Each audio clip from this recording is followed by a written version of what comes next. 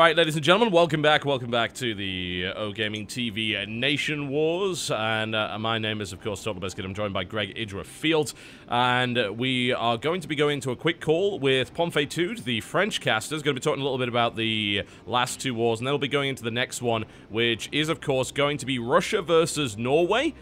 And that is going to result in one of these teams going on to the playoffs in Day 3 and another being knocked down to the finals match where they will face the winner of Spain versus Poland. And we are, in fact, about to be on the call with the guys over at OGaming. There we go. Norvège versus Russie. As you can hear from the French. Bien, j'ai hâte de voir ça. C'est deux équipes vraiment très lourdes. On a pu voir qu'un seul joueur de la Russie. Donc, mais les deux autres sont forts. Et la Norvège, ils ont été très impressionnants, mais aussi très modestes, quoi. Quand on les a entendus s'exprimer, genre Snoot, Eiki, les deux étaient très modestes. Donc je pense que ça va être super intéressant et j'ai vraiment hâte de voir ça. J'aimerais trop commenter cette partie. Mais... Alors, t'as commenté les deux premières. Le plaisir t'a été volé. Faut faire tourner maintenant. Le plaisir m'a été volé. Faut faire tourner maintenant. Alors, si j'ai bien compris, nous avons Tibi sur le Skype derrière nous. Hey Tibi. Hi there. Hey, how are you doing, man? Not too bad at all. Not too bad. What did you think about the two first match we had tonight? I think the first match's result was fairly predictable. We certainly expected a little bit of a better performance out of Vortex, which worries us a little bit going into the losers match, but I think the Norway result was quite surprising for a lot of people. Aiki put on a really good performance. Yeah, Aiki, I don't know about you, but I didn't have any idea before about Aiki as a player. And then neither did we. Like destroy every single player he had to play. So I was really impressed. Yeah, apparently he's pretty much a part-time player. He's at school. He practices on the weekends, and the build that he was using is one that he commonly uses and is also quite appropriate for some of his opponents. He was talking to us in the interview and said that when he scouted the 3 barracks aggression of Dystar, his response was to simply chrono boost out the Colossus, and he knew that he could hold that and then go on to win. So it was pretty impressive from an up-and-comer. Yeah, he was really impressive. So, guys, you have So maybe, what do you think about the next match we're gonna have? Like, who's your favorite to win? I would still say Russia is the favorite, and I reckon that Greg probably agrees with me on that. Russia just has a better overall lineup. They don't have a weak player in their roster, and they also didn't have to show any more builds or any of their other playstyles because they were able to just all kill with Titan. So I think Russia still has the edge, but I think this is going to be a bit closer than the Spain match. So we're gonna see more than one player out of Russia. I think so. I would be very surprised to see a second all-kill out of Russia here. Okay, so apparently Hydra is in the call too? He is, yes. Yeah. Yeah, you are? Okay, good. Yeah. Hello, Hydra. Hello, Hydra. Hello. Hello, Greg. I got one question. What do you think about this nation war, Hydra? I think the most exciting thing so far has actually been Aiki. Like you guys said, no one had ever heard of him before. Apparently he's the best Protoss in Norway, but no one had any idea. And he came out and he played really solid games. It wasn't like he got lucky or anything.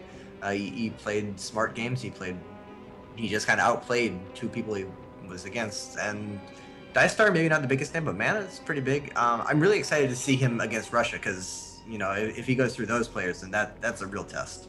Especially because they're very aggressive. They seem like they will match up well against his style. And then the big disappointment, I guess, was Vortex. Apparently he's been studying a lot more than he's been practicing recently, but that was still pretty disappointing. Expected more from him. Yeah, I felt like he didn't throw the game, but he didn't play to his maximum level, I guess. No, definitely. So that was pretty disappointing, but that's gonna be difficult for them to win the losers match then. If Vortex is not in shape, like it's gonna be tough to take out the other team in the losers match. So I don't know. Do you guys have any other questions? Okay, so yeah, thank you so much, guys. And no problem at all. Next game, I guess. Thanks a lot, folks. Thank you. Thank you. See Ciao. See ya.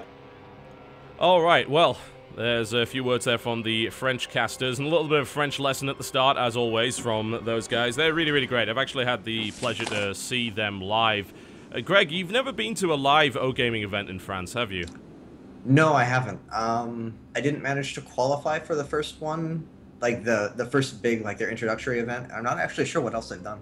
They did a couple of Iron Squids, and they also did some smaller OGaming events, including some French players, and I actually went to one of their smaller ones, and this was when we were talking to the guys about casting Season 1 of the Iron Squid Tournament online, which was actually a lot of work. We had to produce an awful lot of 1080p VODs and actually upload them, and I was in the UK at the time on a 2 megabit upload connection. That didn't go so well, so that took a lot of work. I actually had Apollo staying at my house for about 2 weeks, and we cast as many replays as we could, like just 8 hours a day to try and get through all this stuff. But before that, both myself and Apollo went to Paris to go and negotiate with them, and we went to the smaller event they did, and instead of a StarCraft tournament, it was more like a rock concert.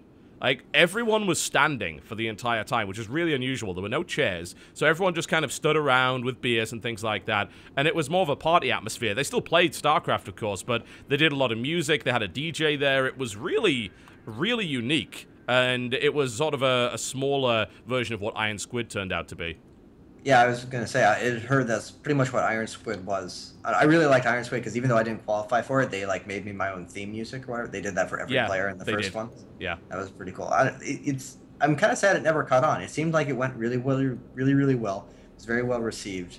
And then just people kind of stopped paying attention to it. Like, even though they kept hosting events. Yeah, I think like their strength there is definitely the actual offline component of it. Aside from that, against being an online tournament. And there was a lot of replay casting and things like that. All right, we're going to join the call to interview Happy, who is the captain of Team Russia. And we'll be hearing from them very quickly before we go into the first game, which will actually be Targa versus Titan. Eventually. Okay, call is not working. Let's see if I can try again. There we go. Okay. Fantastic. That worked. We're about to start, but I believe we do have Happy on the call right now, captain of Team Russia. Yeah, hello. Hey there, Happy. We just want a very, very quick word from you before we actually start off here. You had a really strong start in this Nation War, going 3-0 with Titan alone. And this time around, you're starting off against Norway. Do you feel this will be a tougher test for you? Yeah, it will be difficult to win against Norway, I guess. Do you think Titan actually has the potential to all-kill once again here? Yeah, why not? There we go. I mean, what other possible information could you actually need there? If you end up in the finals, which team would you like to face? In the finals of the whole thing, you mean? The whole thing, yeah. I don't know. Maybe the same opponents that we will play in this group. Let's say, the ones that you've already beaten. Let's say against Spain, and then we win 3-0 again. There we go, yeah. I mean, that seems like a really solid strategy that's going to be difficult to beat. All right, Happy, I will not take up any more of your time. Thank you very much. We're going to be going into the first match here on Derelict Watcher very, very shortly here between Targa and Titan. Going to be a little bit more interesting, I think, than last time around. It's hard to know which way this one is going to go, but I'm looking forward to finding out nonetheless. I love the Russians' interviews so far. They've been brilliant. Titan and Happy are just like polar opposites. Titan is just like happy and loves everything. Why do you forget? Because it works. Because it works. It's Happy is like, I just want to play the same people we 3-0'd and get this over with. Yeah, exactly. Yeah, we're just waiting for Snoot to come and actually talk about Norway. We will hear from him momentarily. He's actually still talking with the French casters right now. But I'd like to hear your thoughts, Greg, on Targa versus Titan as an opening match. That'll be funky because, I don't know, we saw two very, very different styles out of Titan in the PvZs that he had to play previously. He did play 2 PvZs, right? Yes. He... Did he? No, wait, just the was one. he against? Yeah, just the one. Was it? Confused. No, because he played Alistair and then oh, he played... yeah, of course, yeah, it was, yeah, he did go against 2 Zergs. And the first game he did the 3 Stargate Void Ray style, and then the next game he did a very fast third base into just kind of a lot of really heavily upgraded units with a shield upgrade. It's the odd part. But 2 very different styles, but both very, very early thirds, very macro-oriented. And against Targa, that can be kind of dangerous, because both the games he played already, he did a Roche Bane all-in, then he did a Wing Bane all-in. So it seems like he's not really straying from his super aggressive roots. Yeah, and if Titan's not careful about that, that can be dangerous, but it's pretty hard to cheese a Protoss early on. We saw some of the stuff that Ike was getting away with there, and that works in PvZ too. It's hard to kill Protoss. All right, let's hear from Snoote then, before we begin. And we shall just go on through to the conversation with Snute. It seems like only a short while ago that we were talking to you, Snoot. Yep, hello. Well, that was a surprise for a lot of people. That was a really strong performance from Team Norway. Did you expect Ike to be able to perform to that level? We weren't sure about the PvP, but Ike was feeling confident in his PvT. So I expected him to take at least one map, and the last one was a very welcome bonus. Yeah, we could certainly see that one. Mana, unfortunately, got pretty hard. He got shut down really hard, let's be honest. You know, it was a Dark Shrine, which didn't do anything, into some kind of cute Immortal drop play, but as usual from Ike, we saw this really, really quick Colossus style, which resulted in a very, very dead opponent very quickly. Are you a little bit worried, though, that Ike has kind of shown everything he can do and that he might be shut down next time? Well, that depends on Russia, and I don't know if they are going to do something differently if they have to play against Ike, so it's a bit too soon to answer. And, you know, I don't know if Ike has more builds prepared. He could have different styles as well, so it's a bit too soon to tell. Fair enough. Now, you decided to send in Targa against Titan. Titan, of course, comes off an all-kill against Spain and played against 2 Zerg already. So, I've got to ask, why send Targa in against someone that's obviously pretty good in PvZ? I think we expected either Slivko or Happy to be the starter, but it turned out to be Titan, so that's a little bit unlucky for Norway. But I still think Targa can take it anyway. Fair enough. Now, so far we've seen some really aggressive builds, some all-ins certainly coming out of Targa, which have been met with fairly mixed success. Now, I've got to ask, is that why you actually brought Targa onto the team? Because he's sort of the aggressive player of the group, or is he more well-rounded than he's currently showing? Well, he's one of the best players in Norway, so that's the primary reason why he's on the team. It's because of his overall skill. He's very accomplished, so it doesn't have anything to do with his style. It's just that he's a really good player. Well, in that case, if he's a really good player, we could end up seeing all sorts of things coming out of him. Well, the guys are ready to go, so I won't take any more of your time. Best of luck, Snute, and let's see what we can do here for Norway, who surprisingly makes their way through to the winners match, defeating one of the favorites to win in the tournament, Poland. So let's see what they can do. And of course, if they lose, they will be able to move on to the losers final, where they will face off against either Poland or Spain. So one of these guys goes all the way through, and the other will be going down to the losers final. So pretty much the GSL style of doing things, so I think you guys know how that goes. Alright, Greg, so what do you reckon? What's your prediction for this particular series? I still feel like Russia has to be the favorite. I wasn't even expecting Norway to get to the winners match, and I just think Russia's the stronger team. They have, like, all 3 of their players could beat any of the players on Norway's team. Like, I think any of their players are capable of 3-0ing them on a good day. But Ike, I don't know, maybe he's the wild card here, because would not have expected him to win any games at all. I just had no idea who he was, but he looked quite good. So, I don't know. And then Targa, of course, like, maybe he cheeses out Titan, then Snoot can play cleanup afterwards, like he maybe gets a win or 2. I don't know. Anything's possible. I would say Russia still has to be the favorite, though. They just have the better players. Hard to disagree with that one, honestly.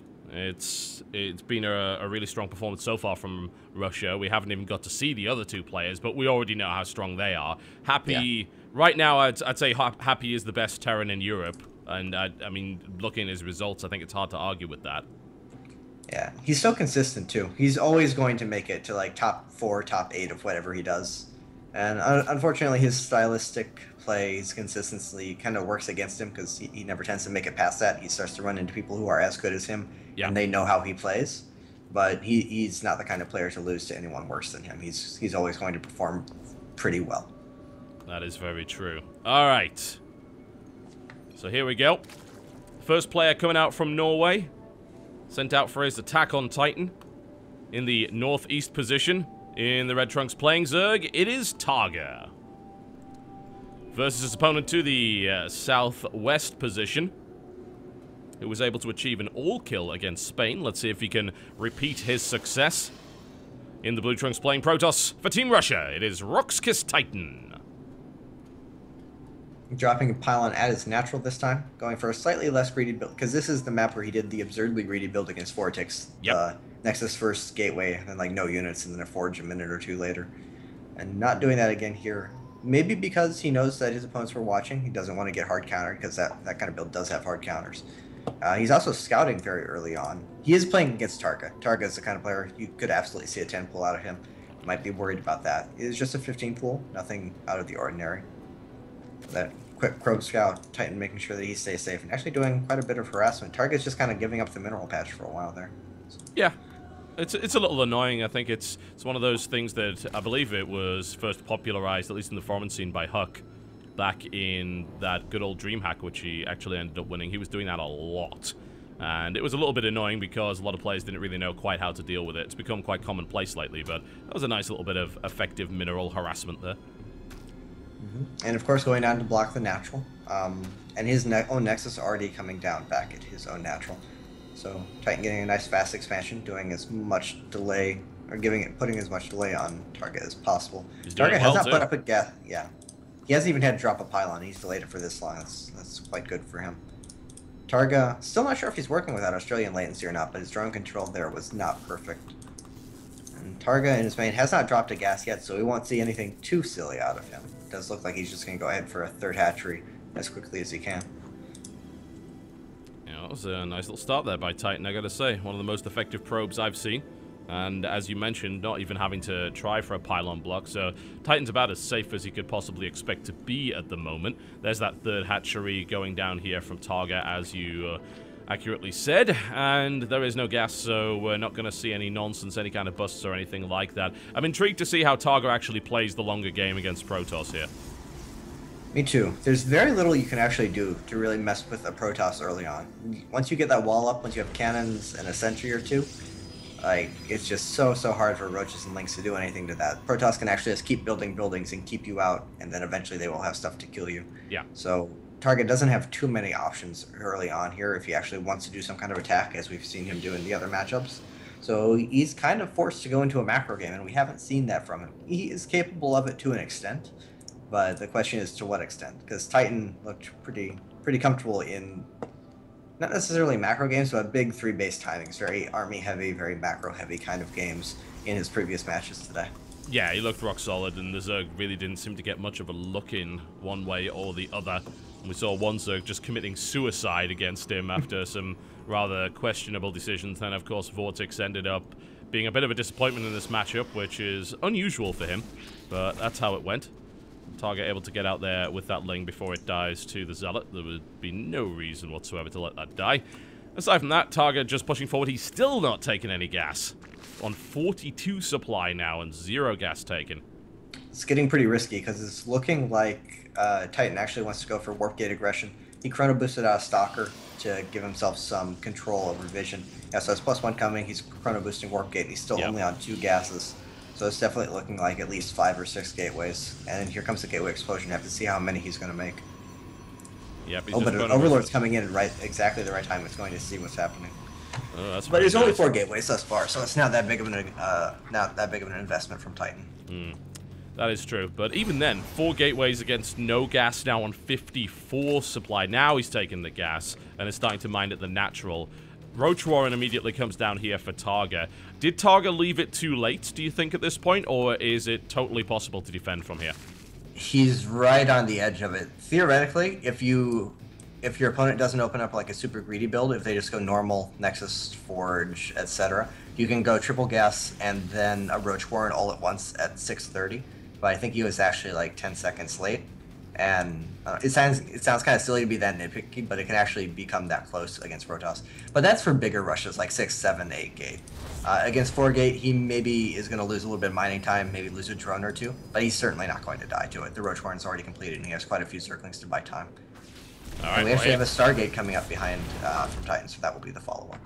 With an Oracle as well. So we could see some multi-pronged nonsense coming out from him, and you might think, well, the Oracle's going to take a little bit of time to build. Yeah, it takes not too much time when you chrono boost, and the thing moves across the map in about 3 seconds, so I wouldn't worry too much. It's pretty speedy. So we'll see another round of Warpins here from Titan, which will coincide with the Oracle about finishing. It might then fly in, and that could cause some of the queens this aggression could cause some of the queens to be pulled, and then the Oracle can go in and do some damage, but we will see the queen count is at 4, so it's reasonable, and here comes the engagement. The Zealots make quick work of those Zerglings with that +1 upgrade, no real problem at all. Target does get a nice surround, however, against that, and there's way too many roaches, so this aggression is going to get killed without too many problems. However, the Oracle is heading into the main. There is a queen there, which will be able to fend it off. Massive, massive explosion of drones coming out here from Targa, straight into an Evo chamber, and in comes that Oracle. Let's see how much damage it does. I'm not sure if that was worth it or not from Titan, because he lost quite a few units there. He did. He held Targa on low income for a while, but I mean, Zerg obviously has the opportunity to make 20 drones at once. Wow. And he loses the Oracle. Yeah, that was not good, and that was roaches marching across the map here. There is, of course, a Void Ray out, so that shouldn't matter too much, but that was unnecessary. Losing the Oracle was definitely a mistake there. And Titan's thrown away quite a bit early on here, and he hasn't really accomplished too much. Like I said, he forced Target to invest some larvae in unit production early on when you don't really want to, but Target didn't particularly overreact. He could have gotten away with a few less roaches, perhaps. But I don't know, just not a whole lot of damage done for the amount he invested. However, back at home, Titan does have his own third base coming up at a pretty respectable time. He has Void Ray production started up. He's got decent upgrades going, decent production. Just generally, he's going to be okay. And there's no fourth hatchery for Targa. He doesn't have an overwhelming... Oh, pardon me, there is a fourth hatchery. But he doesn't have an overwhelming economy. He's not necessarily going to be able to explode and just wipe Titan off the map. Titan is going to have to worry about a Roach Hydra timing a little bit, because it does kind of look like that's... Actually, Target's putting up an Infestation Pit, too. Maybe he's going for a Roach Hydra Viper timing. But that's not the best thing against the Void Ray heavy composition that Titan seems to be heading towards. Do you think he might actually consider using Infestors? We have seen some use in the past against these kind of big balls of Void Rays to mixed results. Hydraling Void, or Hydraling Infestor, Queen Infestor, that kind of thing can work. Because a lot of times you'll be very Zealot heavy, so you can actually just fungal the entire ball, lock the Zealots in place, keep your Hydras at a distance. That works out kind of well. And he is going for Pathogen Glands, so that does seem to be the plan. Or at least he is planning on making Infestors in some capacity. So you are correct, we will see that. And he's still making a lot of Roaches, which means it's going to be like Roach Hydra Infestor, which is very uncommon, because you don't have enough gas to have enough Hydras and enough Infestors to deal with the Void Rays. And with the 2 more Stargates coming up, it's definitely going to be a Void Ray heavy composition. So I'm not sure about this from Targa. But he may be able to do a timing attack with a lot of beefy Roaches, just kind of wipe out the ground army, and then remax on more Hydra Infestor-focused army. That may be what he's going for here, because otherwise I just don't understand the Roaches. Yeah, it does seem a little bit weird, doesn't it? And we'll find out very shortly. The Roach count has got very, very large already. There are actually no Hydralisks on the field whatsoever at this point, and Targa doesn't actually have the gas to produce a huge amount of them at this stage. He's already spent a lot on these Infestors and their Pathogen Glands upgrade. In the meantime, Titan has +2 up, and I would say he's focusing on Void Ray. There we go, 3 Void Rays at once at the Stargate up there, so that's kind of to be expected. It's an Oracle hanging around here, and Targa doesn't seem to have noticed it, but luckily for him, neither has Titan.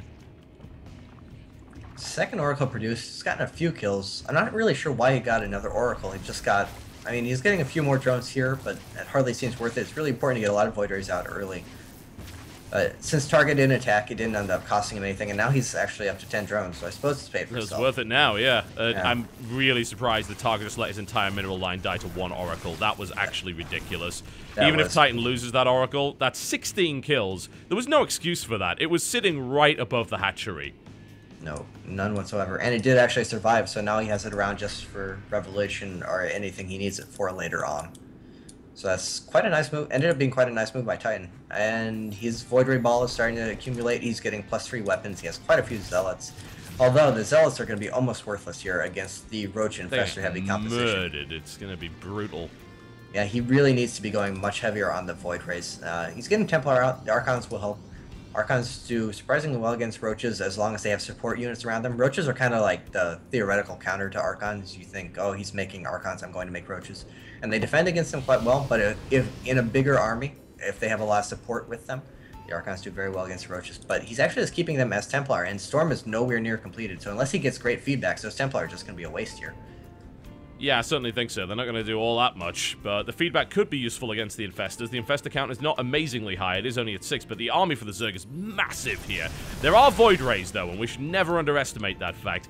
Looks like Titan actually kind of had his charge baited out there, and Targa backed off immediately, and charge is about to pop off, and when that does, that Roach Ball is going to be significantly more effective. Feedbacks go down, not incredible so far, but here it comes. Mass rank firepower here from the Roaches. There's the Fungal on the Void Rays. It's now pulling the Zealots away from the Void Rays to make sure they can't get an optimal engagement. More Fungal goes down, and this Protoss army just evaporated. Got obliterated there. Really, really smart composition. The Roaches ended up working out really well from Targa. Titan was way, way too Zealot heavy, and Zealots just don't do anything against that many Roaches. No, they don't. But all of the Void Rays are still alive, and this is what happens when you have Void Rays. Yep, and unfortunately there doesn't seem to be any energy. There is Queen support, however, and a couple of Infested Terrans coming in, but unfortunately down go all of the Hydralisks. And the Void Rays are now going to push all of this back, and the Zealots moving in on the Queens as well, so that was a little bit strange, but a big remax of 28 Hydras with +2 is on its way, and yes, 28 Hydras is probably enough to kill 6 Void Rays. Also, some Roaches got into the mineral line. Economic damage is being done here. 6 workers killed so far. He'll get a couple more before the Void Rays clean this up. So it was really a case of let's do as much damage as possible, then reload on a different selection. He loses all of his Infestors, which is a bit unfortunate. He's going a little bit brute force here, but that's still a lot of Hydras that are on the way. As silly as that looked, he is currently maxed against the 134 Protoss, so he should win, but this is honestly much closer than it seems, because Templar Tech is up, Charge Loss are out, that's still a lot of Void Rays out on the field, upgrades are getting pretty big for Titan. If this attack doesn't, like, break him, and